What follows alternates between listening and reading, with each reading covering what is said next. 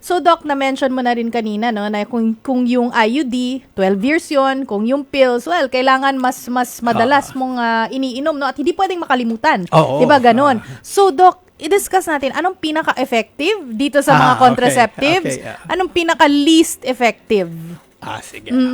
So, dalawa yung dapat tignan. Ang madalas tinatanong namin, ano bang plano ng mag-asawa? Ayun. Kasi depende sa plano nila eh. Pwede mong hatiin sa dalawa.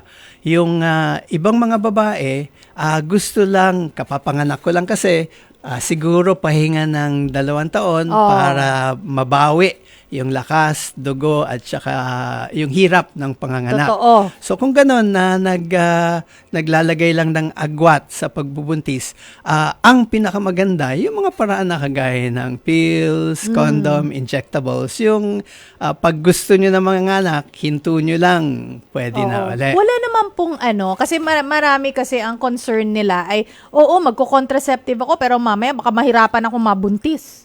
Okay. Oo.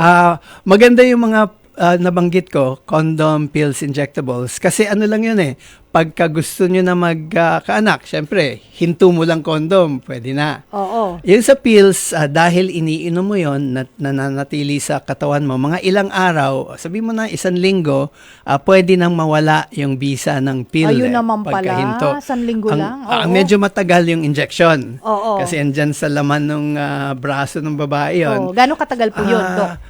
Kung tama alaala ko, 1 buwan, mga 1.5, mga 6 na linggo na naaalis na yun eh. Okay. So, pwede na uli mag-buntis. 6 na linggo after mong itinigil na, 6 na linggo after the last shot? Oo. After the last Pagka shot huminto ka na. pala, pag sa injection. Tapos yung pinakamatagal, yung IUD, at saka yung implant na tinatawag. Oo. Yung IUD, syempre pagtanggal mo, magbabalanse uli yung katawan mo. Pero mga 1 buwan din yun eh.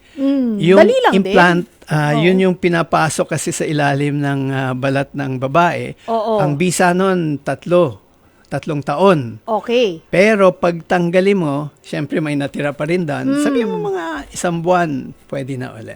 Pero alam ko pati yung implant, libre yun eh, sa mga barangay eh. Madalas kung sa health center, libre Or sa yan. health center. Alam ko yun for sure mga kapatid dahil yung yaya po ng anak ko, nagpapa-implant yun eh. Regular siya. Nagpapa-implant. Tsaka ang libre. maganda, PhilHealth, binabayaran din ng implant. Ayun naman So, pala, yung pwede PhilHealth pa rin. natin. Oo.